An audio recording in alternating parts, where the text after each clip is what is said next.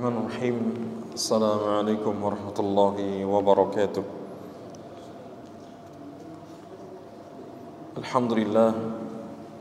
Alhamdulillah al-ihsani wa syukru lahu ala taufiqihi wa amtinanihi.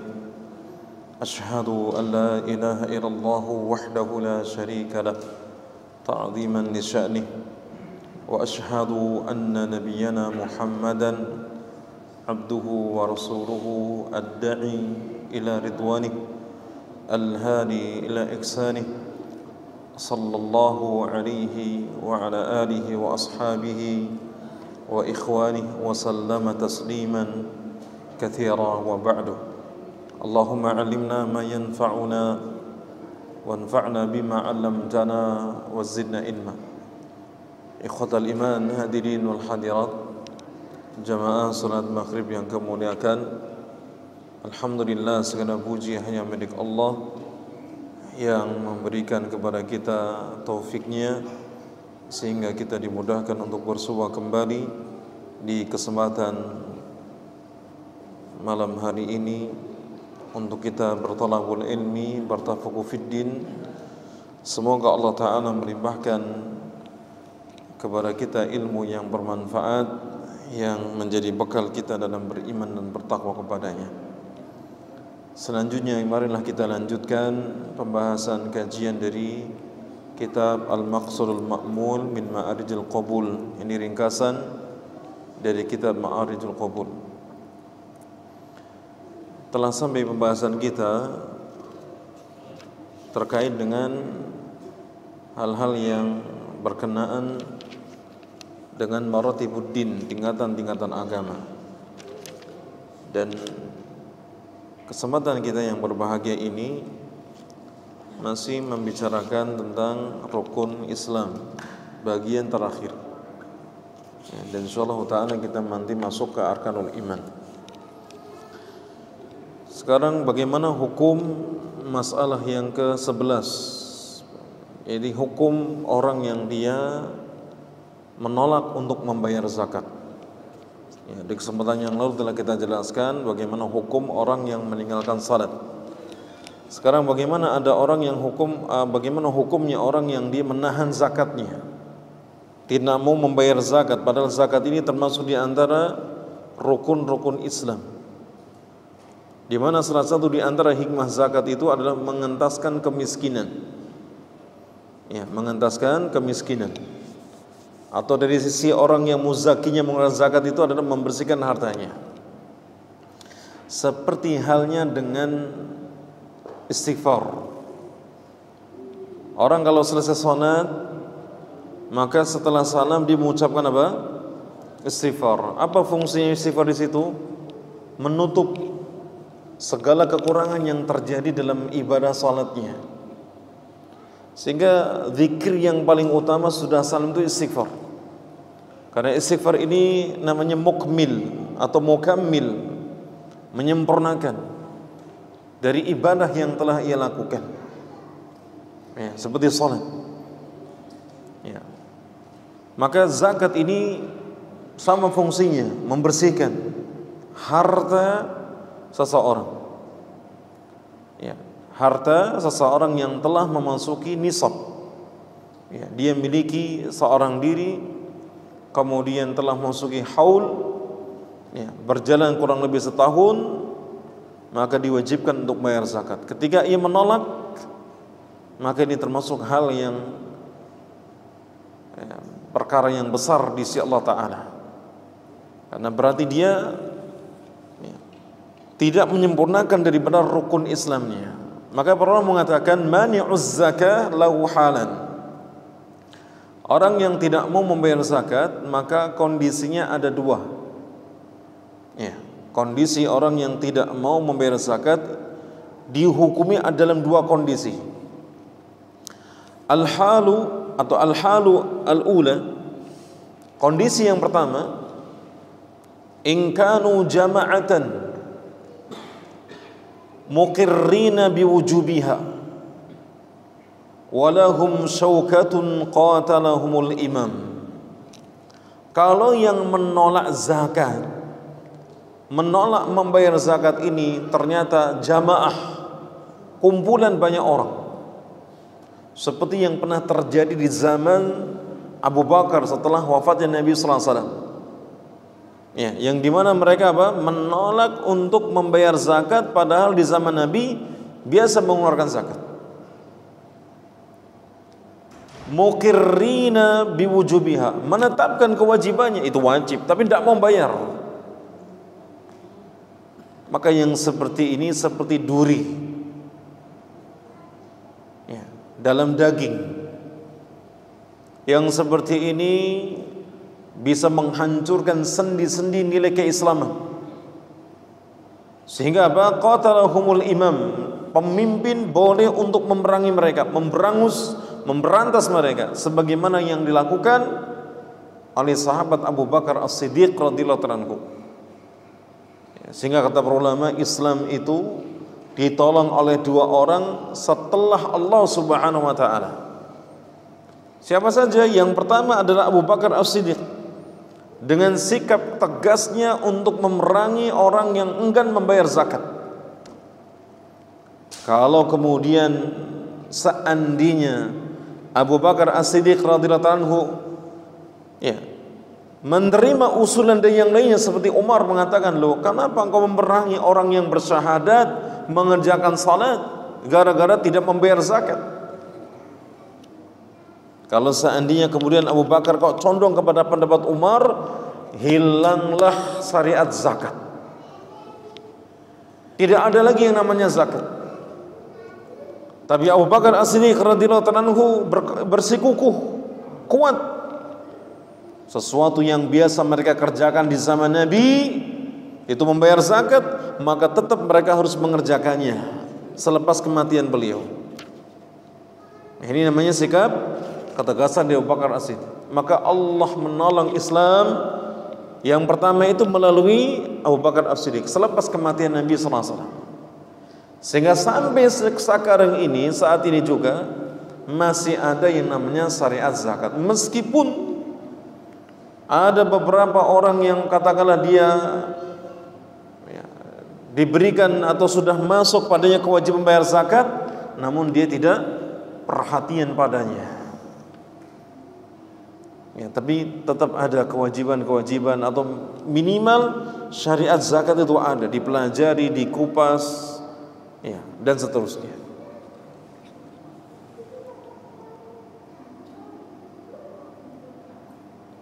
Yang kedua, Islam itu ditolong setelah Allah Ta'ala, itu Al-Imam Ahmad rahimahullah Ta'ala di zamannya, di abad ketiga, di saat pemerintahannya di kota Baghdad, memaksakan rakyatnya termasuk para ulamanya agar meyakini Quran itu adalah makhluk, bukan kalamullah. Maka hanya Imam Ahmad rahimahullah ta'ala yang dia bersikukuh mengatakan Al-Quran kalamullah wa laysa bil makhluk. Akibatnya Imam Ahmad ini dipenjara, dihukum cambuk, di mana cambuknya, cemetinya kalau dipukulkan unta-untanya langsung mati. Ya. Dari sekian banyak ulama di Baghdad, Baghdad itu saat itu menjadi pusatnya negeri Islam, ibaratnya kota pelajarnya, banyak para ulama di dalamnya. Namun hanya Imam Ahmad dan dua sahabatnya yang tetap bersikukuh untuk mengatakan Al-Quran kalamullah wa laysa bimakhluk. Taib jemaah sekalian dirahmati Allah Ta'ala, maka kondisi yang pertama, kalau ada sekumpulan orang yang dia meyakini kewajiban zakat namun enggar untuk membayar zakat, maka boleh pemimpin itu untuk memeranginya. Itu masuk dalam keumuman hadis Ibnu Umar yang diriwayatkan oleh Imam Bukhari Muslim, di mana Rasulullah SAW beliau bersabda, umirtu an uqatilan nas, aku diperintahkan untuk memerangi manusia hatta yashhadu an la ilaha illallah wa anna muhammadar rasulullah wa yuqimus salah wa yu'tuz zakah. Ya, aku diperintahkan untuk memerangi manusia hingga mereka itu bersyahadat, mengucapkan la ilaha illallah, tidak ada ilah yang berhak disembah kecuali hanya Allah, wa anna Muhammadar Rasulullah, dan bahwasanya Muhammad adalah utusan Allah. Lalu mereka yuqimus shalah, mendirikan salat, wa yu'tuz zakah, kalau kemudian membayar zakat. Fa idza fa'alu dzalika 'asamu minni dima'ahum wa amwalahum illa bihaqqil Islam wa hisabuhum 'ala Allah. Kalau mereka kemudian melakukan itu semua, mengucapkan 2 kalimat syahadat, lalu kemudian salat, lalu kemudian membayar zakat, jika telah dikerjakan maka terjagalah darah dan harta mereka kecuali dengan hak Islam. Sementara penghisaban mereka itu akan kembali kepada Allah Subhanahu wa taala. Perhitungannya ada di sisi Allah taala. Ya, maka boleh untuk diperangi kalau ada banyak orang yang dia menolak membayar zakat. Yang kedua, al-halu thaniyah, in kana al-mumtani'u fardan ukhidat minhu qahra wa ukhida minhu nisfu malihi nikalan lahu wa hadha bijma'i ahli ilmi. Kalau tadi yang menolak itu adalah beberapa sekumpulan orang, sekarang bagaimana kalau ada orang yang enggan membayar zakat tapi seorang diri, fardan, individu, perorangan? Maka yang seperti ini bagi pemimpinnya, pemimpin kaum muslimin, boleh untuk diambil secara paksa akan zakatnya. Bahkan sebagai bentuk hukumannya diambil daripada setengah hartanya. Dan ini semua merupakan ijma' para ulama, kesepakatan para ulama. Ya, dipaksa diambil zakatnya dari semua total harta yang ia miliki, kemudian diambil setengah hartanya sebagai hukuman karena dia enggan untuk membayar zakat. Itu kalau ada orang yang sahibuz zakat, ini muzaki, yang berkewajiban membayar zakat, namun kemudian dia menolak untuk membayarnya. Maka dalam hadis yang lain Nabi mengatakan, innallaha harrama 'alaikum, sesungguhnya Allah Ta'ala itu telah mengharamkan atas kalian. Lalu wa dzakara minha, Nabi menyebutkan di antara yang dilarang oleh Ta'ala kepada kita apa? Man'an wa had, itu seorang yang menahan-nahan dari menunaikan kewajiban, wahad, tapi menuntut kepada orang yang akan haknya. Terlalu banyak menuntut kepada orang lain akan haknya, namun lupa akan kewajiban. Maka ini perkara yang diharamkan. Maka menunda pembayaran zakat ini termasuk perbuatan yang berdosa, diharamkan. Bahkan ada hukumannya secara khusus.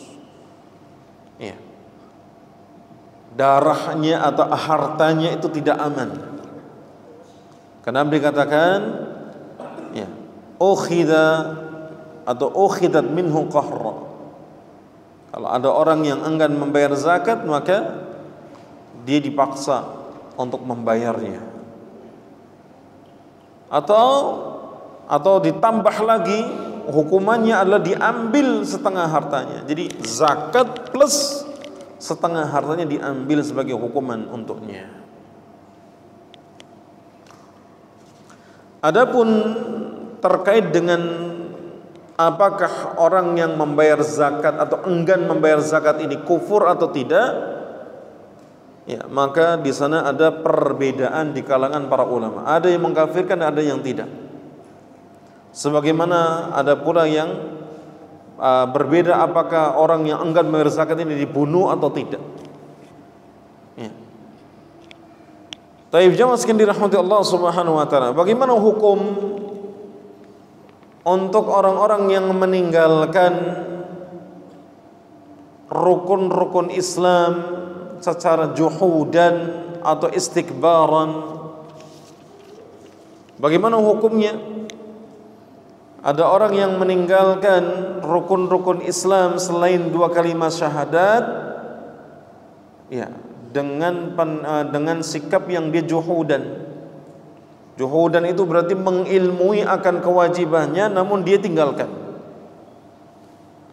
Atau istikbaran, dengan kesombongan.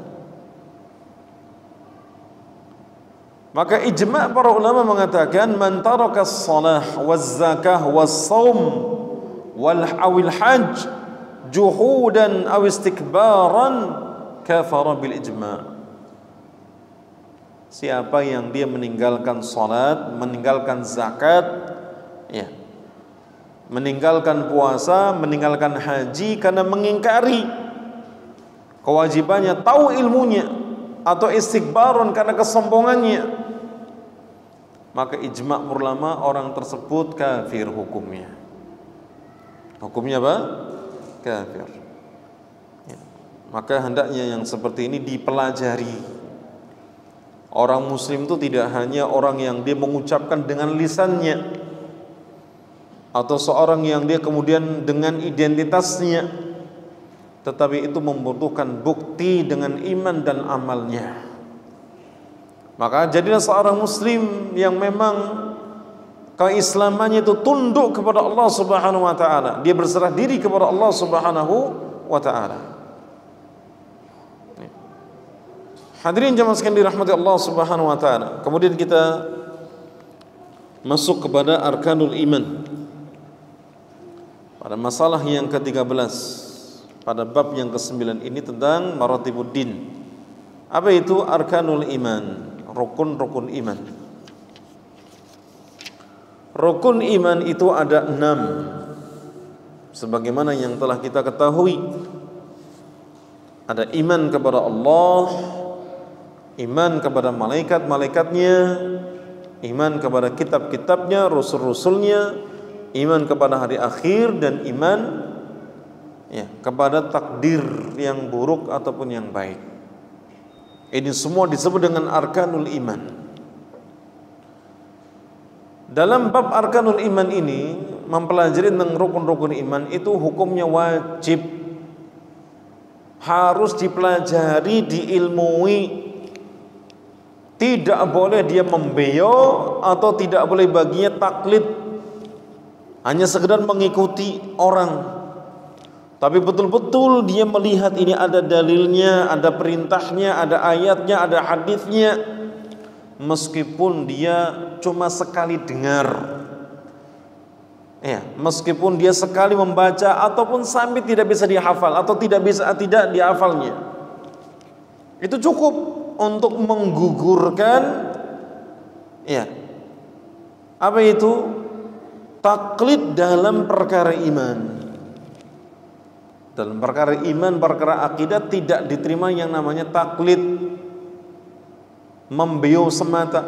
Beda dalam ilmu fiqih, ya, dalam ibadah. Ketika seorang dia tidak bisa meneliti, tidak bisa mempelajarinya, dia boleh ngikut kepada salah seorang ulama.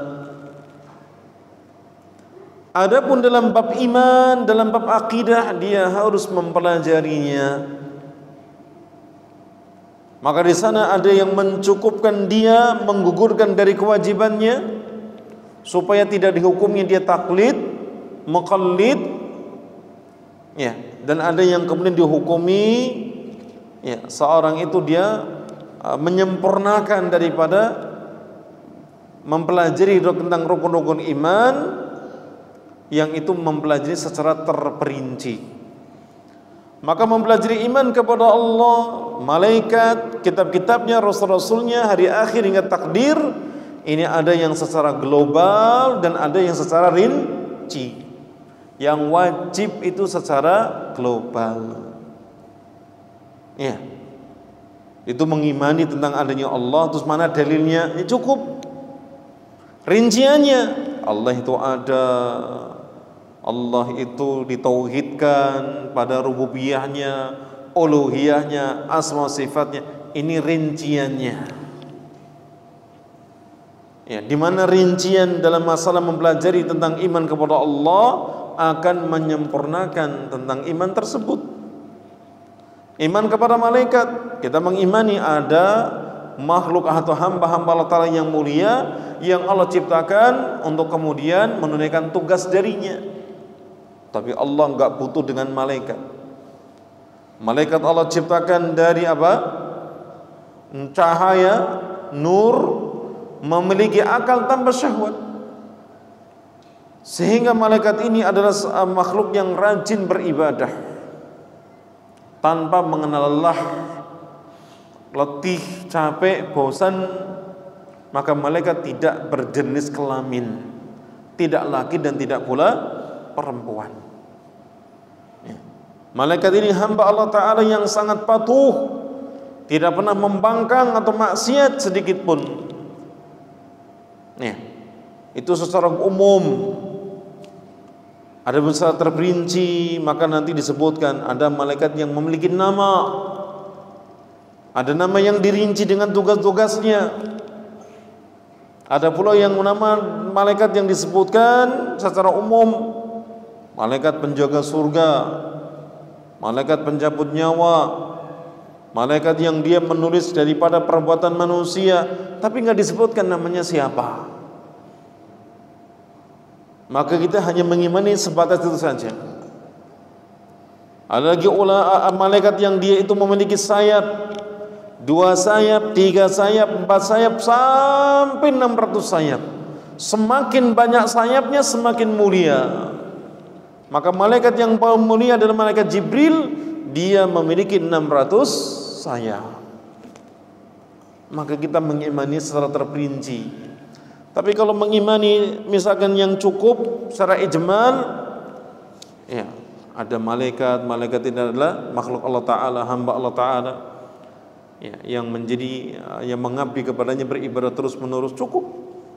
Mana dalilnya disebutkan nanti dalam Al-Quran tentang iman kepada malaikat, dalam hadis Jibril misalkan, dan seterusnya. Ya.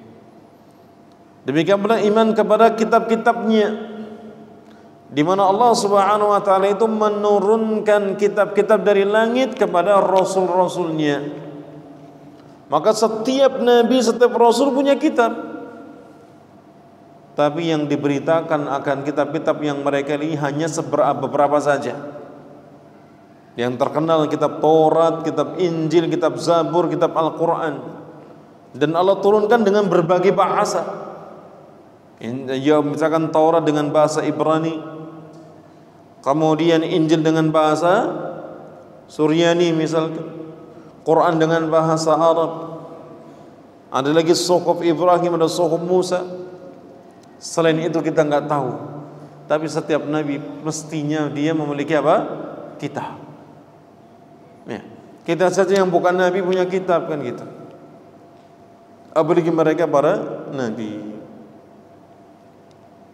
Maka kita mengimani adanya kitab-kitab yang diturunkan kepada para nabinya, dan itu sebagai bukti kenabian mereka.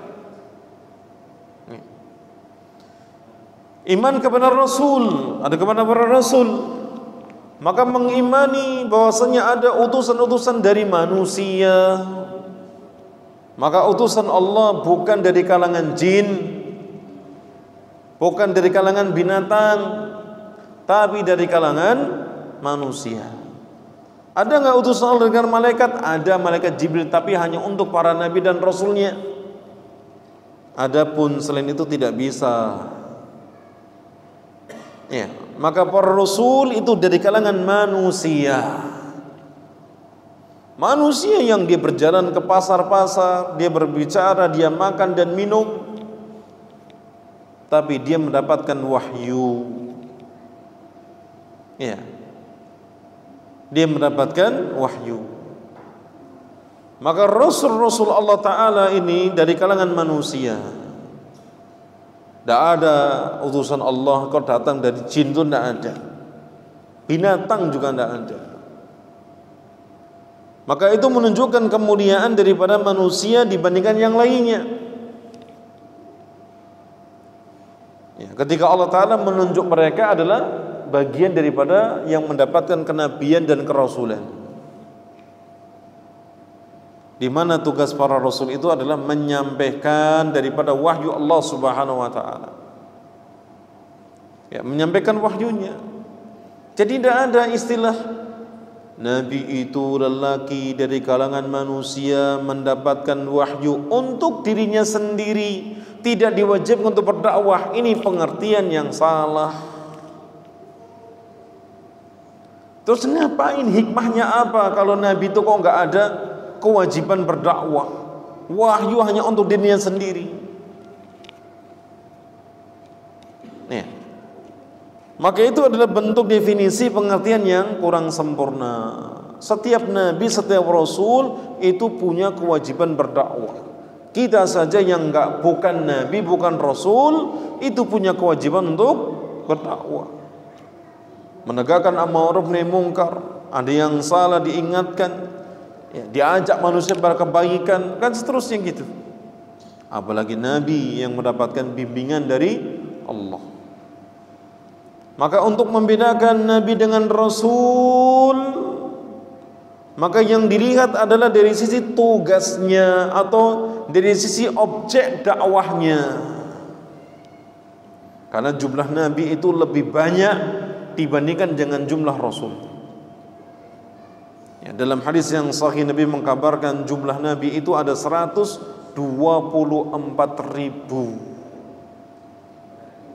124.000 itu nabi. Sementara rasul 315-an. Dan setiap rasul pasti nabi, namun setiap nabi belum tentu rasul. Itu kan sama-sama dari manusia, bangsa manusia. Jenis kelaminnya laki-laki, sama-sama mendapatkan wahyu dan sama-sama bertugas untuk mendakwahkan wahyu tersebut. Ya. Itu nabi dan rasul.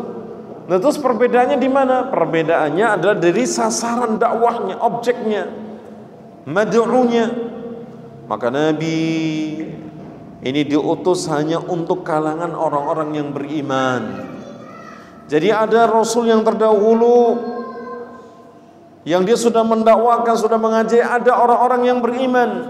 Nah, nabi itu yang mendakwahi mereka, orang-orang yang beriman. Sementara rasul dari sisi objek dakwanya itu sasarannya baik itu orang beriman atau orang kafir. Umatnya para rasul itu adalah ada kalangan dari orang beriman, ada dari kalangan orang kafir.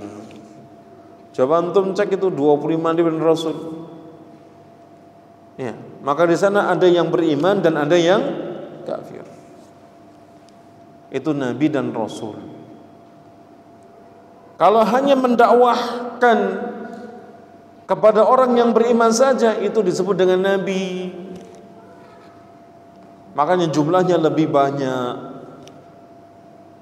Ya, misalkan para nabi itu yang terbanyak dari kalangan Bani Israel. Ya, karena memang dijadikan dari keturunan Ishak. Ya, itu kemudian nanti banyak nabi yang keluar.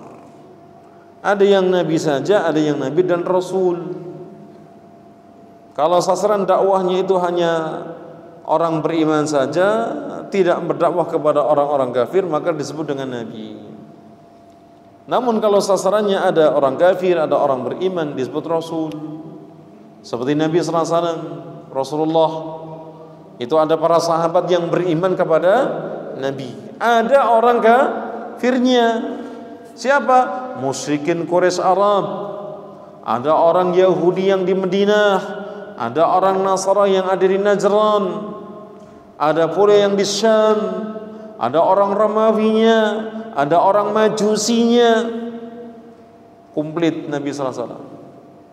Ya, beliau juga tugasnya mendakwahi para sahabat supaya mereka betul-betul memahami agama ini dan menjadi nanti penerus estafet daripada dakwah Islam ini. Namun Nabi juga mendakwahi orang-orang kafir, berdialog, berdebat, berdiskusi sampai terjadi peperangan. Ya. Hadirin jamaah sekalian dirahmati Allah Subhanahu wa taala. Demikian pula al-imanu bil yaumil akhir, iman kepada hari akhir. Iman kepada hari akhir adalah mengimani bahwa dunia itu akan selesai, yaitu dengan tiupan sangkakala yang ditiup oleh malaikat Israfil. Maka begitu ditiup sangkakala yang pertama, itu sangkakala yang kemudian mengejutkan. Ada yang mengatakan mengejutkan dan menghancurkan. Maka bisa dibayangkan langit yang tanpa tiang runtuh, lautan yang 2/3 isi bumi itu mendidih, gunung-gunung yang kita lihat tegak kokoh menjulang ke angkasa itu pertambangan. Maka itu disebut dengan hari akhir. Apakah selesai begitu saja? Tidak. Nanti ada tiupan yang kedua, ada yang mengatakan tiupan yang ketiga.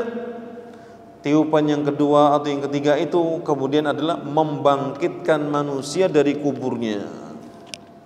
Dari mana manusia diciptakan yang kedua kali dibangkitkan dari kuburnya?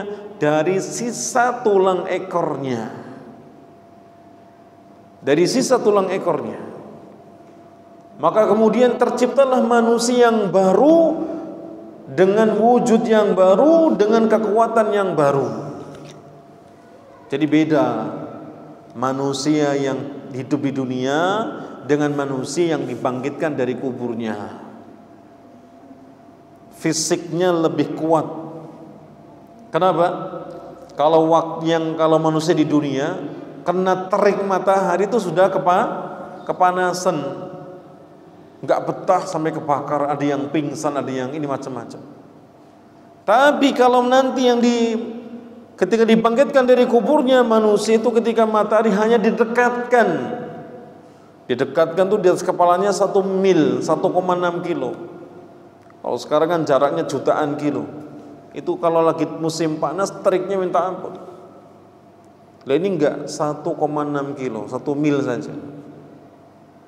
Ya, itu hanya keluarlah cucuran keringatnya. Ya, di mana manusia dibangkitkan, ya, itu dalam kondisi dia tidak berkhitan, tidak berpakaian, ya, tidak membawa atau tidak beralas kaki dan tidak membawa apapun, digiring menuju padang mahsyar dalam kondisi khasyiah, kondisi takut, tertunduk, tidak berani untuk mendengakkan kepalanya.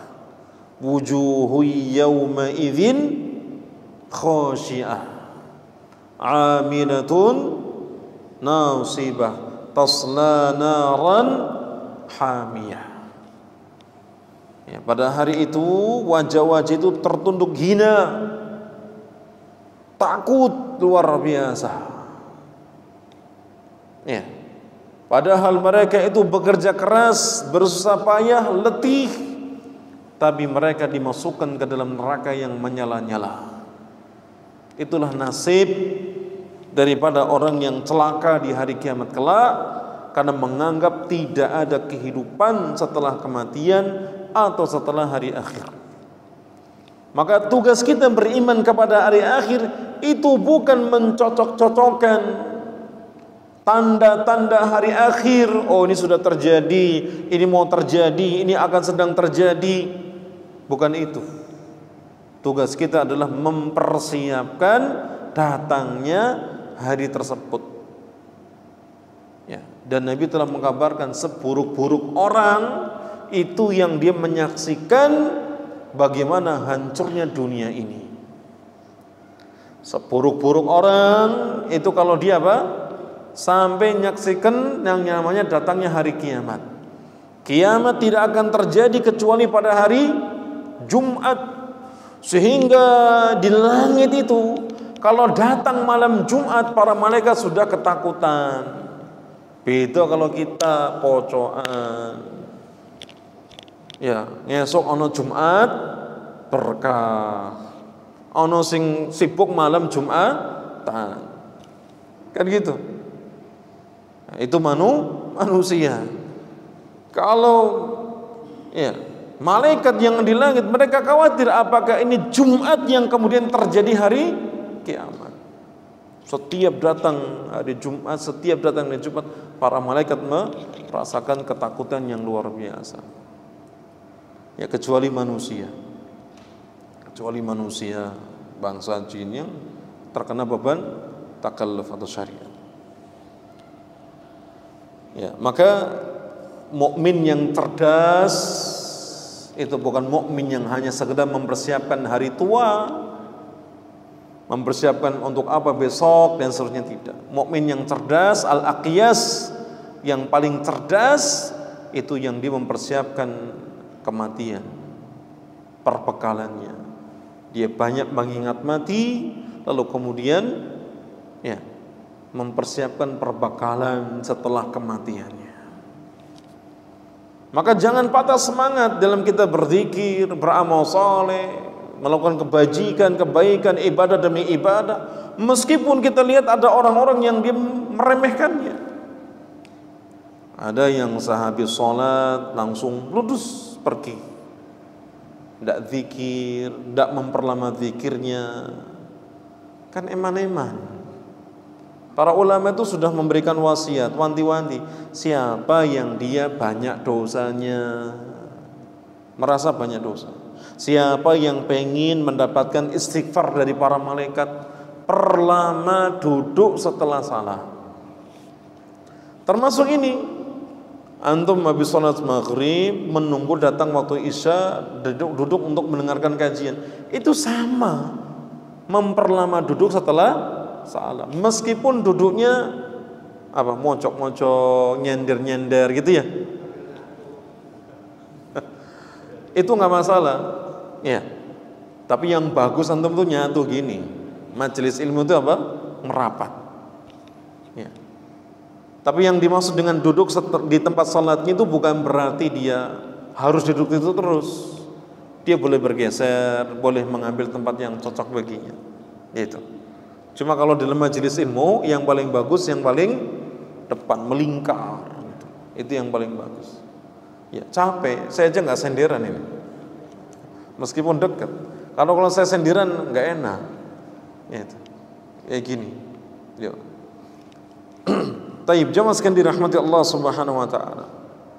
Ada orang Badui datang menemui Nabi Sallallahu Alaihi Wasallam setelah salat asar. Orang Badui ini artinya orang yang dia tidak sering bersama Nabi Sallallahu Alaihi Wasallam karena hidupnya nomaden, berpindah-pindah, tidak tinggal di desa, tidak tinggal di kota, hidupnya di padang pasir. Menemui Nabi kalau butuh saja. Ya, maka ya, ini keunikan orang Badui. Tapi dari sikapnya yang aneh, ya, itu menghasilkan hal-hal yang luar biasa. Contohnya dalam hadis ini, ketika Nabi SAW keluar bersama Anas, ya, atau Anas yang di belakangnya pelayan Nabi SAW, tiba-tiba Nabi dikejutkan dengan kedatangan orang Badui yang bertanya, "Ya Rasulullah, kapan datang hari kiamat?" Sebenarnya Nabi paham ini orang gak cuma bertanya hari kiamat, karena hari kiamat yang tahu hanya Allah. Maka Nabi balik bertanya kepadanya, apa yang telah engkau siapkan untuk menghadapi datangnya hari kiamat? Itu yang jauh lebih penting. Dan itu maksud dari pertanyaan dari Arab Badui, kapan terjadi hari kiamat?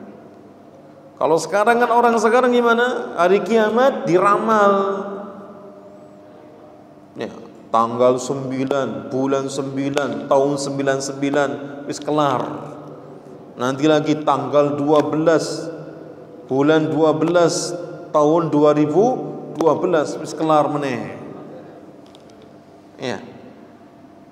Tapi enggak dipersiapkan, enggak tobat, wala dia kemudian mempersiapkannya, enggak. hanya ikut ramalan, akan terjadi ini, akan terjadi itu. Tugas kita seorang muslim adalah mempersiapkan. Maka Nabi bertanya, apa yang telah engkau persiapkan untuk menghadapi datangnya kiamat ini? Kata orang Badui tersebut, aku tidak memperbanyak amalan. Karena dia tinggalnya di mana? Di gurun pasir. Beda dengan yang di desa, di kota, yang mukim. Terdengar azan langsung pergi ke masjid, ada kajian langsung dia hadir. Kan gitu. Puasa yuk bareng, buka puasa bareng, kemudian sahurnya bareng. Seperti orang mukim bisa, tapi beda dengan Badui. Tinggalnya di gurun, ya, tinggalnya di perbukitan-bukitan, gunung-gunung. Kalau sholat ya sendirian, tidak bisa berjamaah. Maka dia mengatakan, aku tidak memperbanyak amalan. Dari sholat, dari puasa, dari sedekah. Hanya saja yang aku tumbuhkan adalah kecintaanku kepada Allah dan Rasulnya. Aku betul-betul mencintai Allah dan Rasulnya. Selalu aku jaga dan aku tumbuhkan kecintaan ini. Maka Nabi kemudian menjawabnya dengan mengatakan, anta ma'a man ahbabta. Engkau kelak di hari kiamat itu akan dikumpulkan bersama orang yang engkau cintai. Ketika engkau mencintai Rasulnya, utusan Allah Subhanahu wa ta'ala, ya, dan itu juga menjadikan engkau dicintai oleh Allah Ta'ala, atau engkau menjadikan engkau cinta kepada Allah, maka kelak engkau akan dikumpulkan bersamanya. Nabi hanya mengatakan engkau akan bersama orang yang engkau cintai, meskipun kadar amalnya apa? Berbeda. Maka Anas bin Malik yang mendengarnya sangat berbahagia, senang luar biasa. Sampai kemudian Anas bin Malik mengikrarkan di hadapan Nabi sallallahu alaihi wasallam, maka aku nyatakan bahwasanya aku mencintai Rasulullah, mencintai Abu Bakar, mencintai Umar, dan aku berharap dikumpulkan bersama ketiganya, meskipun amalanku tidak mungkin bisa menyamai ketiganya. Nah, ini pentingnya amalan hati. Ya. Baik, kita berhenti di poin ini. Lain waktu dan kesempatan, insyaallah kita masuk pada dalil-dalil dari rukun-rukun iman, baik yang ijmal maupun yang terperinci. Aqulu qouli hadza wa sallallahu ala nabiyyina Muhammadin wa ala alihi wa sahbihi ajma'in wa akhiru da'wana alhamdulillahi rabbil alamin. Wassalamu alaikum warahmatullahi wabarakatuh.